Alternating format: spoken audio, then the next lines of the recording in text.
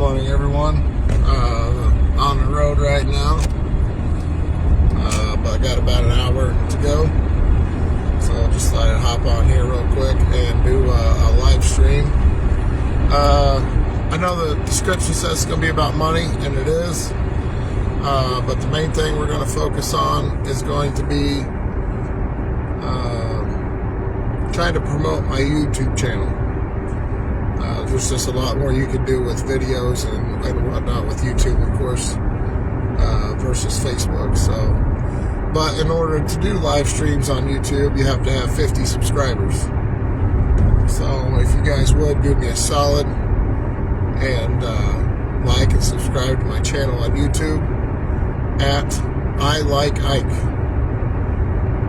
That is my YouTube channel, I Like Ike. So that'd be awesome. So what's my channel going to be about? It's just helping people out. I'll be turning 37 years old here in a couple months. That's about halfway to what the average age of a male in America lives to these days, 74 years old. So I'm not saying I know it all, because I certainly don't. I learn something new almost every day. But it's just a chance for me to start sharing some of my knowledge and experience to those around me and people I know. So that's mainly what my channel's going to be about. And it's going to be a wide variety of topics. Everything from religion, politics, money and finances, current events. Probably do some health and wellness stuff in there as well.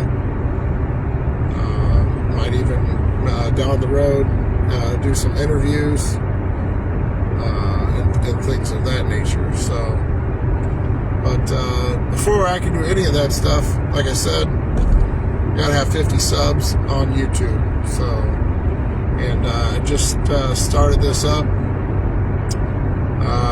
Quite honestly, yesterday was about the first time I really started taking it more seriously and wanted to take it to a new level. So, but yeah. So today's topic: money. All right. Some people don't want to talk about money. Some people don't like money. It can be a hard thing to discuss.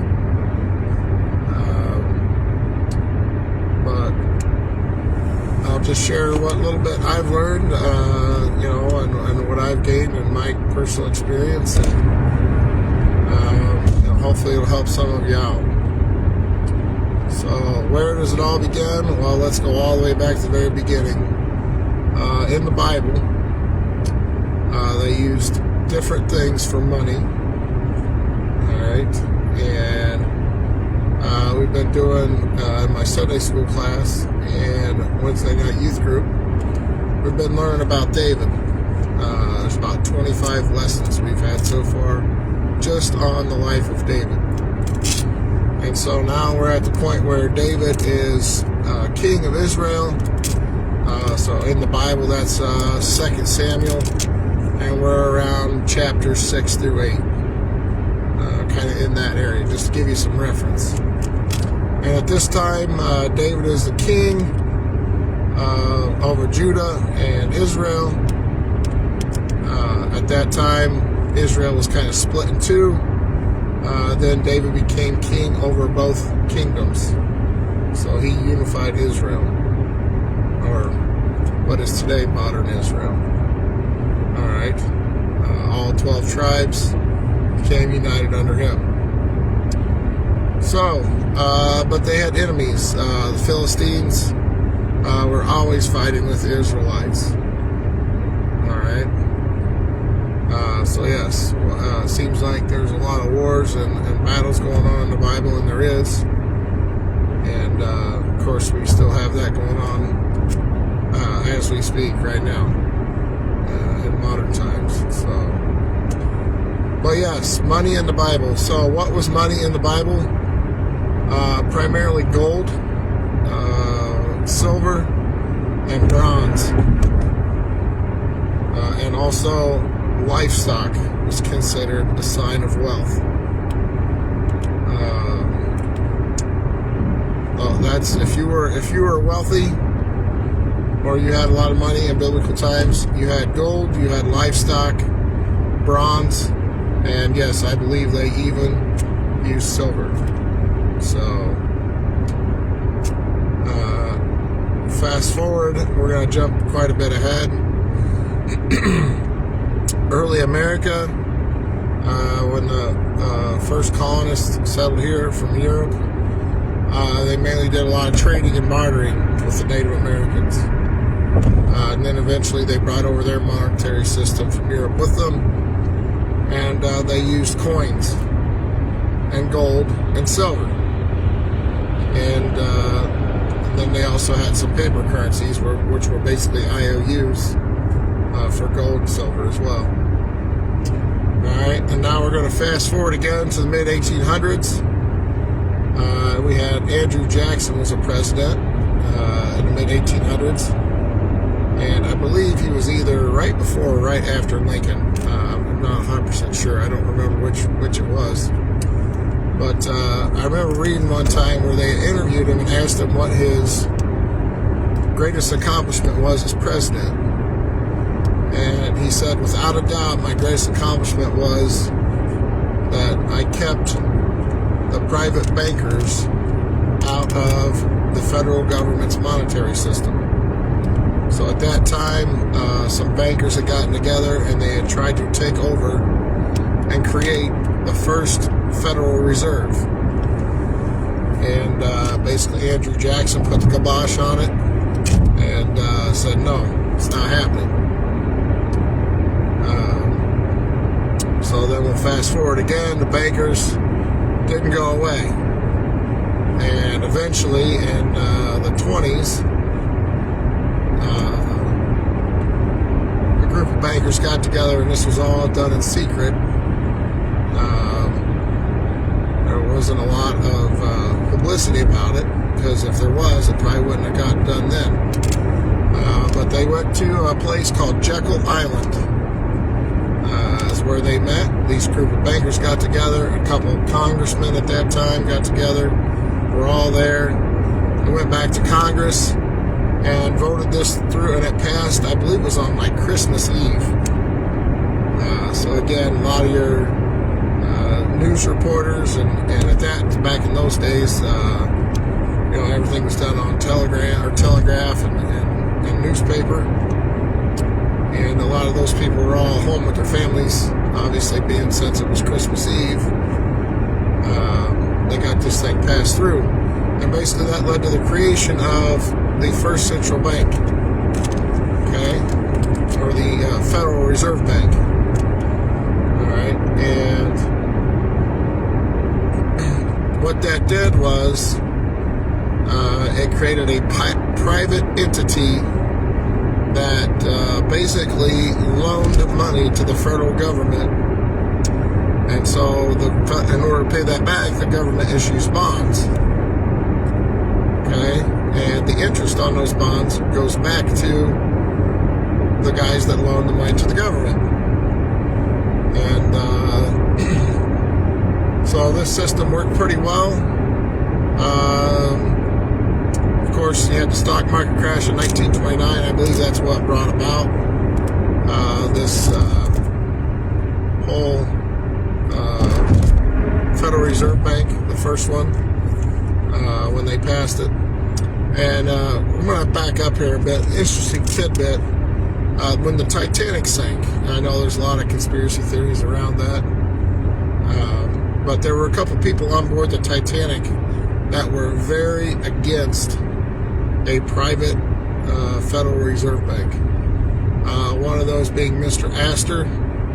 He was probably the most outspoken, and he was like a modern day, what we would call a billionaire.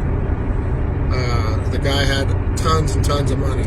He was a very successful businessman, but unfortunately he died on the Titanic when it sank. But he was also one of the most outspoken critics of a Federal Reserve Bank, or privatizing the federal monetary institutions like the Mint and whatnot. So, which the Mint, by the way, is still ran by the federal government, like the Bureau of Engraving and Printing. It's still ran by the government, but basically they are dictated or told what to do by the Federal Reserve Bank, which has absolutely nothing to do with the federal government. It is a privately controlled company. Alright, so a lot of people think, oh, it's the Federal Reserve Bank, the federal government runs it. They do not.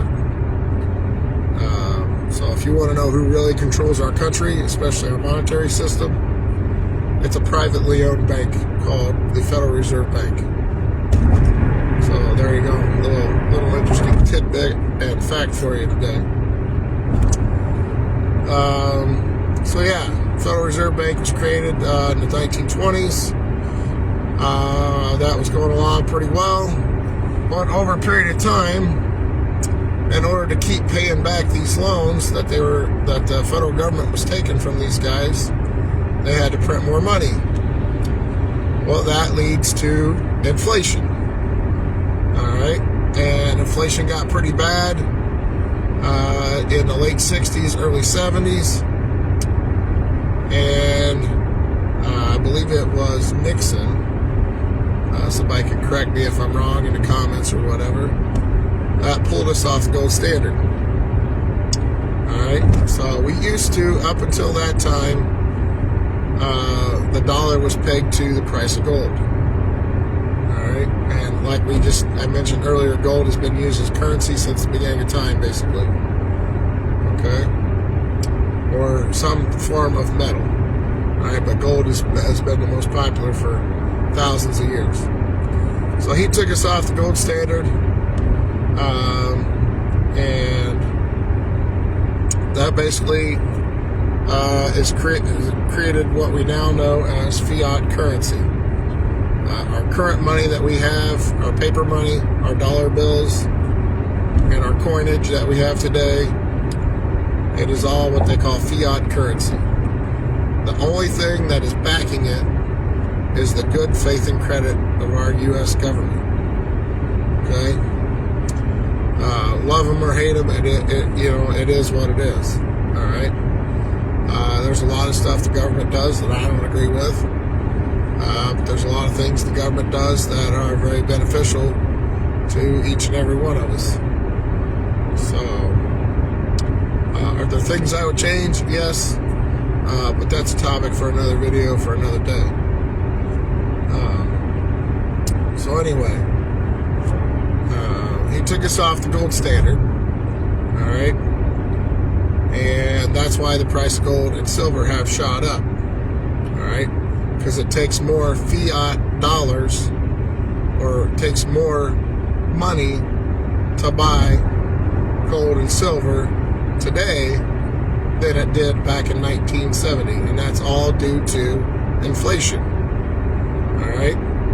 Now, currently, inflation has shot up here in the last couple of years, and that was all due to all the money printing that happened during COVID. All right, government was printing out money, handing out stimulus checks, giving everybody a free lunch, basically. All right, now, thank God I had a decent economics teacher in high school, and he taught me what the meaning of Tenstoffel was. If you've never heard of Tenstoffel, it just stands for there's no such thing as a free lunch. And that's a very true statement. So, but anyway, the government printed all this money, which has led to the inflation problem we currently have today. Alright? And about 2 years ago, honestly, I don't know what the price of gold was pre-pandemic. I almost called it plandemic, which it probably was. But again, that's another video for another day. But pre-pandemic, the price of gold, I don't know what it was off the top of my head. However, I do know about 2 years ago, right before all this inflation started shooting way up, the price of gold was around $1,650 an ounce. Alright? Today, gold is over $2,000 an ounce. So, 18 months, the price of gold has gone up $350 an ounce. Okay? So if you figure that out, that's about 20%, roughly 18%. All right? Now, everybody on the news is going to tell you, oh, inflation's 5%, 6%. Well, all you got to do is look at what the price of gold is, and that'll tell you, compared to what it used to be, that'll tell you what the actual inflation is. And right now it's about 18%. All right? Which makes a lot more sense when you actually compare grocery prices, fuel prices, house prices. You compare those to what they are today to what they were 2 years ago, or pre-pandemic. 18% is right there where the number's at, that 18 to 20% range. Makes a whole lot more sense than 5%, which is what they all want you to believe. So our fiat currency that we have, and where's it headed? I don't know what the future holds. If anybody did, they'd be gazillionaires. If you think you know, well, let's sit down and have a cup of coffee. I'd like to talk to you about a few things. But where I see things going, this is just, when you step back and take a look at the big picture of the economy overall, what are some things I see happening or what could possibly happen? I don't want to be a gloom and doom, naysayer, but when the average APR on credit cards today is over 28%, almost 29%, and we have Americans have the highest credit card balances they've ever had. It's in the trillions. Over $1 trillion in personal credit, just in credit card debt, and the interest rate on that's over 28, almost 29%. To me, that is a very major red flag. All right, and you're not hearing a whole lot about that on the news because nobody likes to hear bad news, or at least not that kind of bad news. So that's one red flag. Houses, mortgage rates, they're right as of today hovering around 8%. 15 months ago, they were around 2.5%, 3%, maybe 3.5%. Okay. So, not only do you have interest rates that have shot way up, the price of houses have all shot way up because our money's worth less, all due to the inflation we just talked about. All right, so I guess the thing about, if you step back and look at the big picture, all right, you hear Janet yelling, Grandma yelling. Some people like to refer to her as Grandma yelling. Says, it's not a big problem. Well, they created this mess. They're economists. They knew what was going to happen. And don't let them fool you. They knew this was going to happen. All right? It was all just a horse and pony show, what they were telling you, a year and a half, 2 years ago. It's inflation's transitory, or, it's going to go away. Well, it's not going away anytime soon. All right? So, prices of things are high. Home prices are outrageous. You can't afford the interest payments on all this stuff. Car repos are going up. I've also heard home foreclosures are on the rise. So it's not looking very good out there on the economic front. All right. Now, how do we get out of this mess? All right. Let's talk a little bit about the national debt. Okay. And if you've never been to this website, you have to go here. It's called usdebtclock.org. Okay. If you go to usdebtclock.org, it shows in real time what our national debt is. Okay? In just the last 60 days, in 2 months, it has gone up by $1 trillion in 60 days. That's the fastest we've ever increased our national debt in 60 days. And so we just had this big debacle that happened with electing a new House Speaker. And me personally, I believe it was all because of this debt crisis that's about to happen. All right, here in a couple weeks, mid-November, the government supposedly could be shutting down again due to a budgeting issue. All right, so in 2 weeks they got to vote again if they want to fund the government. All right, well, that's why McCarthy lost his job, because there were too many Republicans that didn't like the fact that he passed the last one, which was just about a month ago. You notice it's like right after that happened, they kicked him out as Speaker, and then they tried putting in these other guys. Now, this new guy, honestly, nobody's ever heard of him. Nobody knows anything about him. He's from Louisiana, same state as Steve Scalise. I do know this new guy is a pretty loyal Trump supporter.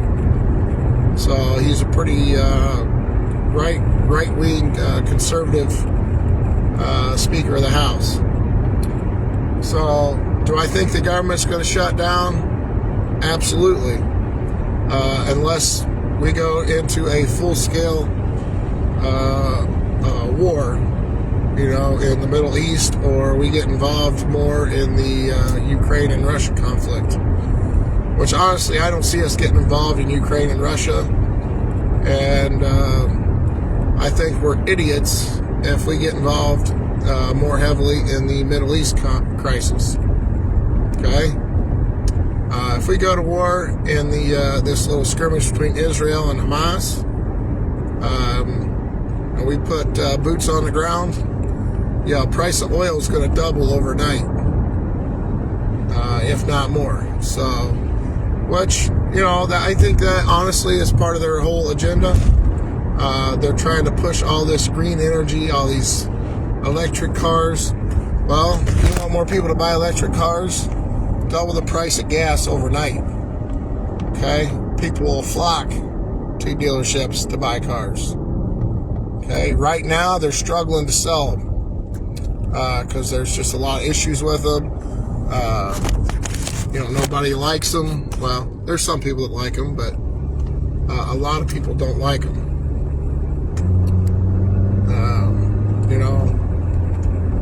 I don't know. I'm kind of somewhere in the middle of the road, but the car I'm driving right now is a gas car. So, if that tells you anything. So, yeah. I see our government shutting down here in a few weeks. And this one could be pretty ugly. Alright, we just witnessed what happened trying to elect a new Speaker of the House. I'm pretty sure the new Speaker is a pretty hardline conservative. It's kind of yet to be seen. We'll find out what happens. But if you think this Speaker of the House election was bad, wait till the government shuts down.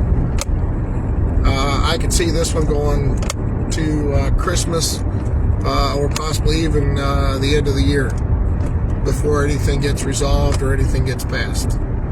That's just me personally. That's my opinion. That's what I think might happen. Alright? So I don't know. We'll see. Hopefully I'm wrong. But if they do pass a spending bill, then you're going to see our national debt go up even more. So, we're really in a bad spot right now with the way bond prices are. They're pushing 5% on the 10-year note. That 5%, what that number means is that's what the government has to pay in interest to the Federal Reserve. All right? And, of course, the Federal Reserve is the one who distributes all this money to all your local banks. So, your Chase Bank, your Wells Fargo, your Bank of America, they are all governed and controlled by the Federal Reserve. They're all privately owned. there is no government bank per se. So we had just earlier this year, we had some banks that failed. So there's definitely some issues going on out there in the banking world. And there's even a few people out there predicting our whole monetary system is going to collapse. So I don't know. I think there's about 2 or 3 things that could happen. Like I said, one of them being war. One of them is we shut the government down and we shrink our government spending significantly. That will slowly, very slowly, bring us out of a recession and slowly bring inflation back down. But nobody likes to cut spending or cut programs. Nobody wants to cut the cheese, per se. The government cheese, that is. So that's another way. So either war, we cut the budget. The government shuts down until we cut the budget. Or another thing we could do is print more money. But again, that's going to make inflation even worse. So I don't think, and these economists all know this. They all know what they have to do, but nobody wants to do it. And what they have to do is they have to cut our federal deficit. The only way to do that, there's 2 ways you can cut the federal deficit. One, increase taxes. It's not going to happen, especially with a House of Representatives controlled by Republicans and Senate controlled by Democrats. No way that'll happen, I don't think. Highly unlikely that they're going to raise taxes. Or we have to cut federal spending. So to me, the most logical thing is they're going to try to find some middle ground. Republicans all want to decrease spending, and Democrats want to raise taxes. So this is just me. I think logically what most likely is going to happen is they're going to find some middle ground. They'll cut the budget and increase taxes. Not only will that get us out of debt faster, it'll also bring down inflation more quickly. So that's what they need to do. Now, whether or not they do that, I don't know. I mean, I took a high school economics class, and I understand that that's what has to happen. But apparently, those people in Washington can't figure that out. And that's a whole other story we can get into another video another day about who controls our federal government. And they always say, well, it's we the people. Well, yeah, they want you to think that it's we the people, but it's actually several other entities. So, but before I go down that rabbit hole, we'll save that one for another day. So back to money. All right, we're going to kind of switch gears here, and we're going to talk a little bit more about personal finance versus the whole overall government funding and all that other stuff. So because you have a lot more control over your own life than you do have any control over what goes on with our government. So what can you do? All right.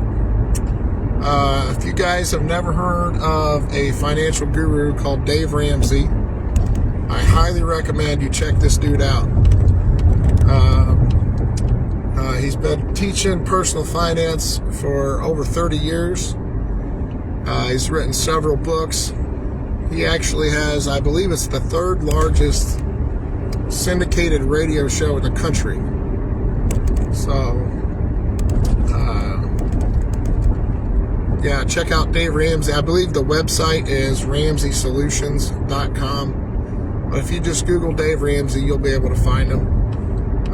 But his best-selling book he ever wrote was called The Total Money Makeover. You can go buy one or pick one up in a library for free. It's I've read it. It's a pretty easy read. It's only going to take you, honestly, I read the whole book in like 5 hours. So it's a real easy to read, easy to understand. If you haven't read a book since high school, well, this might be a real good one to go pick up, especially right now with the way things are looking.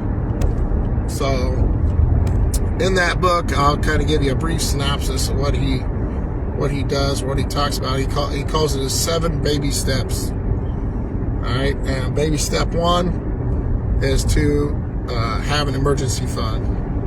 All right, and to start out with, it's just $1,000 is what he says. Have $1,000 in a savings account just in case something crazy happens. Your car breaks down. Your heat goes out. You can call and get that fixed, and it's not the end of the world because you got $1,000 there to get that emergency or that problem fixed. All right. Baby step 2 is to pay off all your debts. Okay, except for your house. All right. So pay off all your credit cards, your store cards, anything you financed, anything you owe money or owe money on, pay it off. And he recommends using the snowball method. And the snowball method is where you pay the smallest, whatever one has the smallest balance, you pay that one off first. And then you move to the next one. And then you pay that off. And, it basically snowballs. All right? So that's the debt snowball method. That's step 2. Then step 3 is what he calls a fully funded emergency fund. All right. Now his recommendation is 3 to 6 months of expenses, whatever your monthly expenses are for your household. All right. You should all know what that is. Okay. Or about how much money you spend in a month. If you don't know, then you can log on to your bank, online banking account, and just see how much money you spent in a 1 month time frame. All right, that'll at least give you a starting point or a general idea. Okay. Which, by the way, if you don't know how much money you have going in and out every month, then you need to get on a budget. Okay. I know a lot of people hear that word and they get kind of scared. They don't know what to do or how to do one. There's tons of resources out there online. As a matter of fact, I believe Dave Ramsey, if you go to his website, has a budget on there. It's free. It walks you through step by step on how to do it. So, you go to that website, check it out. There's also other resources out there, I'm sure. So yeah, fully funded emergency fund is step 3. Then step 4 is to, for me personally, I'm doing them a little bit out of order, but he says there's a step 3B, which is pay off your house, especially if it's like, if you have $100,000 or less, you ought to be able to knock that out pretty quick. So that's like step 3B, pay off your house. Okay. Now, if you have mortgage on your house and that's, a few $100,000, well, that's going to take several years. So baby step 4 is actually start saving for retirement. All right. So if you don't have an IRA or a 401k, then you need to start one. All right. Now, if you're a younger person, I'd say like 50 or younger, a Roth IRA is definitely going to be the best option for you. Okay. The younger you are, the sooner you can start a Roth IRA, the better. Why a Roth IRA? Well, you put the money in, and the tax comes out, before you even put the money in. And then whatever money you put in there grows tax-free. All right, so whatever interest it gains, there's no tax on that. So that's the biggest advantage to a Roth IRA and why it's such a great tool for saving for retirement. Now, if you have let's say a 401k at your workplace or for your job, most likely your employer contributes some amount to that. I think 3% is a pretty typical number out there. So for every 3% you put in, your employer matches that. If you put in 5%, your employer is going to put in 3%. So then you're doubling your money basically if you put in 3%. All right. So that's the first place you want to invest at, is match your 401k at your job, and then the next best place is going to be a Roth IRA. All right.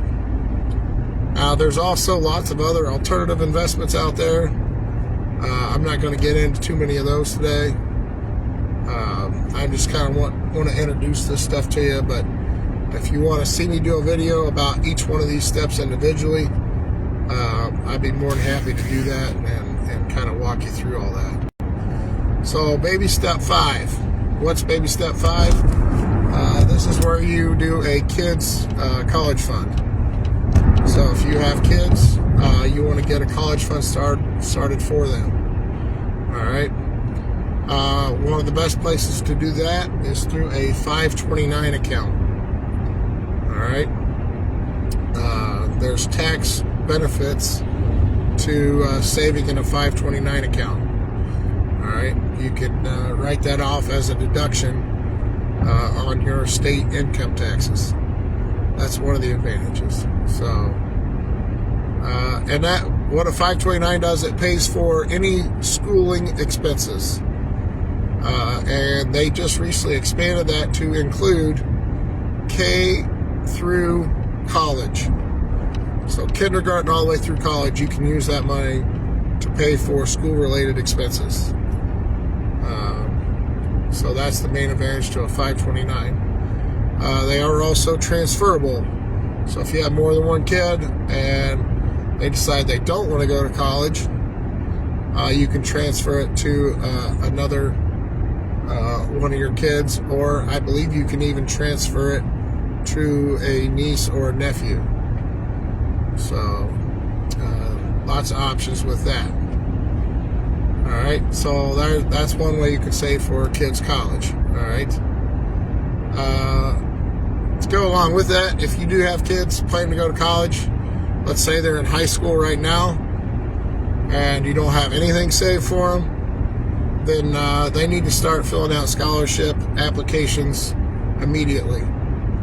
Like seriously, you need to, as soon as this video ends, go sit down with them and start looking for scholarships online. There's students out there every year that get enough money just from scholarships that they don't have to pay a dime to go to school. So if you spend some time looking around, doing your research, you'd be amazed how much money there is out there in scholarships. It's billions of dollars that's given away every year for scholarships. So I'll just throw that little tidbit in there as well.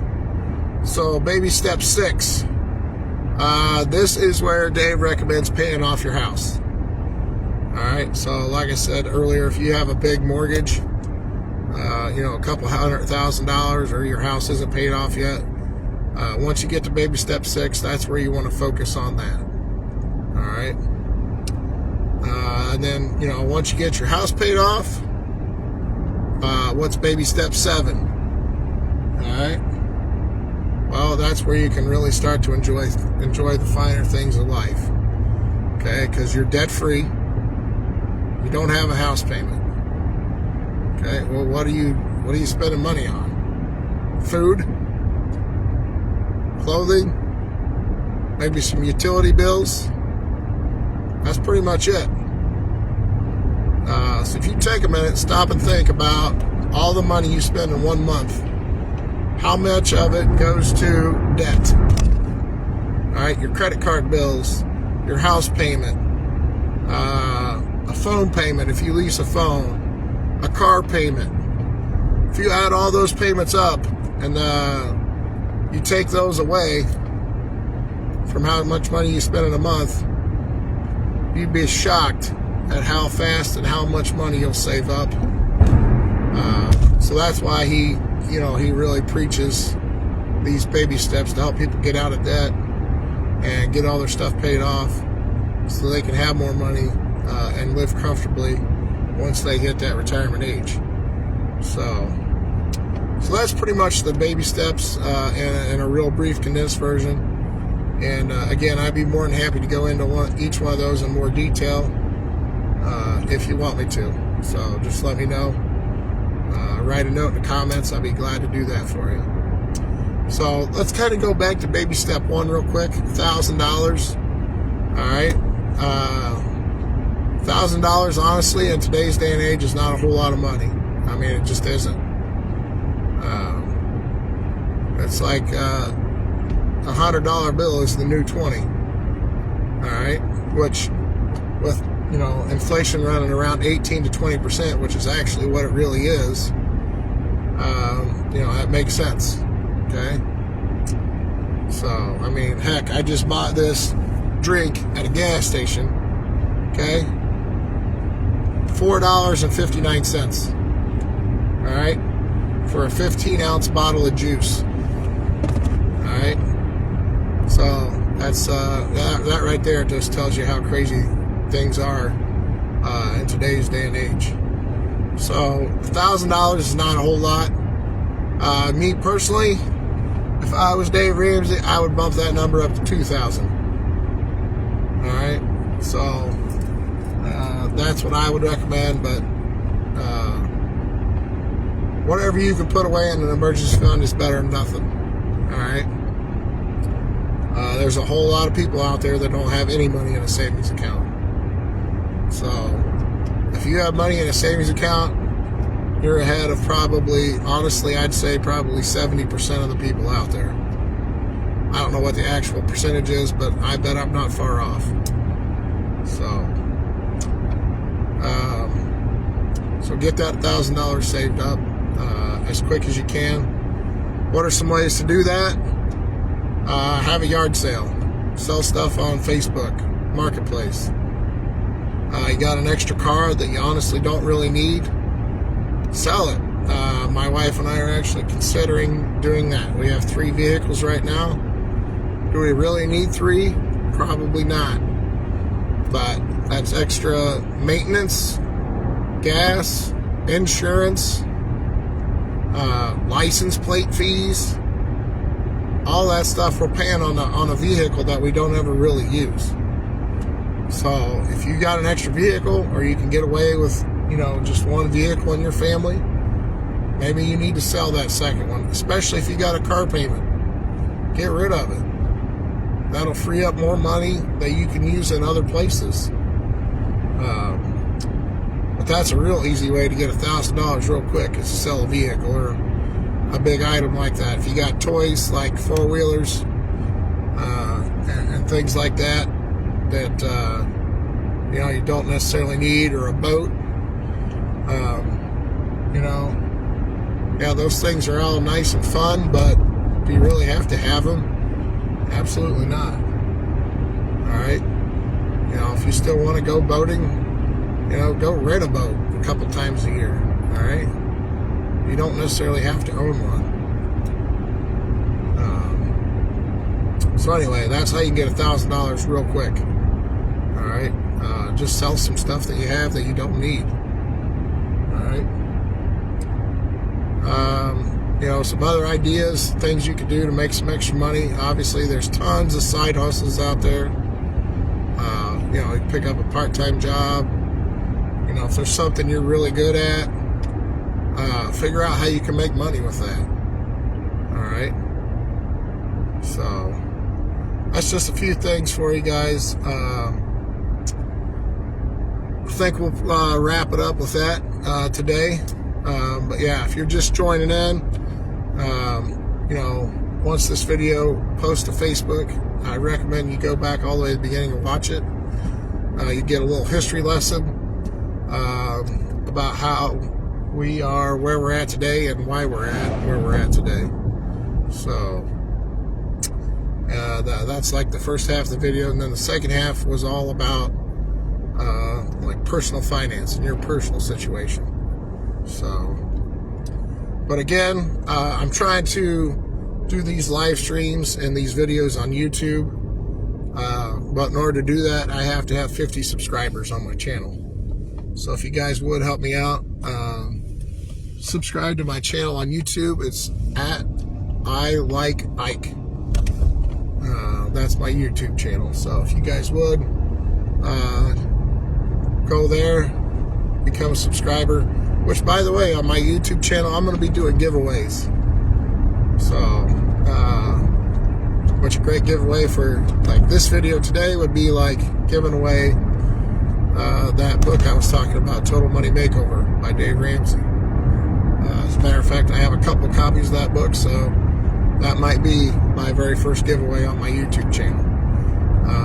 So I'm just going to be giving away all kinds of, not necessarily random things, but things that I think will benefit people and have some significant value to them.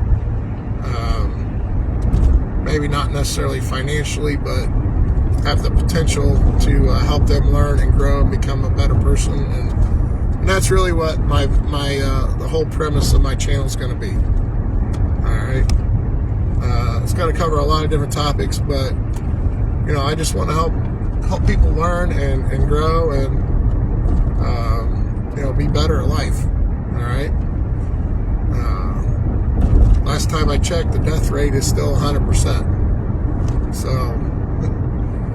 yeah, our time out here on Earth is limited, and you know, let's quit wasting it. All right, let's help each other out. You know, instead of all the partisanship and hate and war that we see going on in this world today, I think people just need to figure out how to love again and be more loving to one another and help each other out.